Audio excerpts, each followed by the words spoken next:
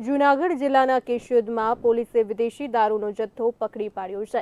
Police અધિક્ષકની સૂચના મુજબ Keshod police station વિસ્તારમાં પ્રોહિબિશનના ગુનાઓ અટકાવવા કાર્યવાહી કરી છે। આ કાર્યવાહી અંતર્ગત ભારતીય બનાવટનો વિદેશી દારૂનો જથ્થો ઝડપી પાડવામાં આવ્યો છે। પોલીસ પેટ્રોલિંગ દરમિયાન એલકે હાઈસ્કૂલ પાસે શંકાસ્પદ હિલચાલ કરતા એક શખ્સ હાથમાં થેલો લઈને આવતો હોવાથી પોલીસે તપાસ કરતા ભારતીય બનાવટનો વિદેશી દારૂનો જથ્થો મળી આવ્યો હતો। આ કેસમાં પોલીસે 22 વર્ષીય રોહન ગિરી નામના શખ્સને ₹4,800ની કિંમતનો વિદેશી દારૂની 12 નંગ બોટલ જપ્ત કરી હતી। ત્યારે પોલીસે તપાસ કરતા દારૂનો જથ્થો ધોરાજી તાલુકાના ચિચોડ ગામના રહીશ પ્રતાપસિંહ દરબાર પાસેથી લીધી હોવાનું બહાર આવ્યું।